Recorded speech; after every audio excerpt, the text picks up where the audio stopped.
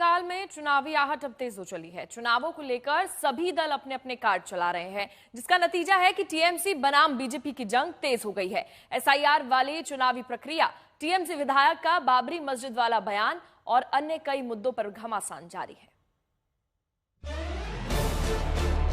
उसको पहले उनका राजनीतिक स्टैंड क्लियर करने पार्टी जिंदाबाद जिंदाबाद जिंदाबाद बीजेपी जिंदाबाद जिंदाबाद जिंदाबाद।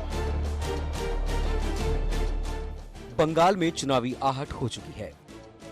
मुद्दों का टकराव शुरू हो चुका है, वोट पर चोट की जा रही है। सत्ता के इस संग्राम में एक तरफ टीएमसी है तो दूसरी तरफ है बीजेपी। टीएमसी विधायक कह रहे हैं कि बंगाल में बाबरी मस्जिद बनाएंगे। बीजेपी कह रही है मुस्लिम वोट के लिए टीएमसी ऐसे खेल खेल रही है। टीएमसी कह रही है कि एसआईआर प्रक्रिया के जरिए ईसी की मदद से बीजेपी धर्म विशेष को टारगेट कर रही है, तो बीजेपी का आरोप है कि हार से डर रही है सत्ताधारी पार्टी। विधानसभा चुनाव में कुछ महीने शेष हैं, लेकिन उस पर राजनीतिक शोले भड़कने लगे हैं। बाबरी मस्जिद का शिलान्यास होगी। टीएमसी विधायक हुमायूं कबीर ने यह कह दिया है कि मुर्शिदाबाद के पेलठांगा में 6 दिसंबर को बाबरी मस्जिद की आधारशिला रखेंगे। उनके बयान के बाद बीजेपी आग बबूला है। तो 6 दिसंबर में एक नया बाबरी मस्जिद का शिलान्यास भित्ति स्थापन करेगी, तो 3 साल टाइम लगेगी लगभग। तो अच्छा, एक शानदार, एक बड़ा, एक मॉडलिंग बाबरी मस्जिद निर्माण होगी।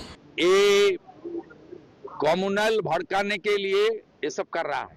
चुनाव आ रहा है, मुस्लिम वोट, बेरोजगारी और विकास नहीं हुआ, गरीब मुसलमान टीएमसी से छूट रहा है।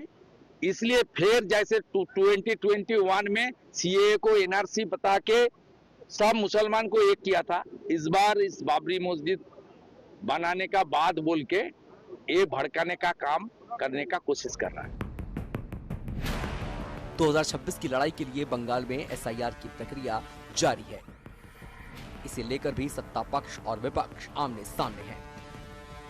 नादिया की ये तस्वीरें देखिए। टीएमसी का आरोप है कि पार्टी ने एसआईआर प्रक्रिया में वोटरों की मदद के लिए हेल्प कैंप बनाया, तो बीजेपी ने उसे आग के हवाले कर दिया।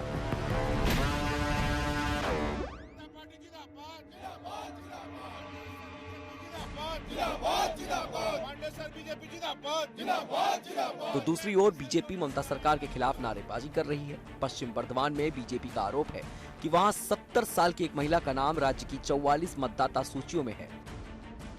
इसका खुलासा होते ही बीजेपी नेताओं ने ममता सरकार को घेरा। आरोप लगाया कि ऐसे फर्जी मतदाताओं के सहारे तृणमूल वर्षों से चुनाव जीतती आई है।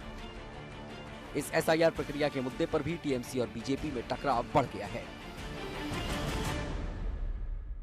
एसआईआर होगा और ममता बनर्जी हारने वाली है। ये एसआईआर ये पॉलिटिकली मोटिवेटेड वे से इलेक्शन कमीशन एक प्रेशर डाल रहा है भाजपा का।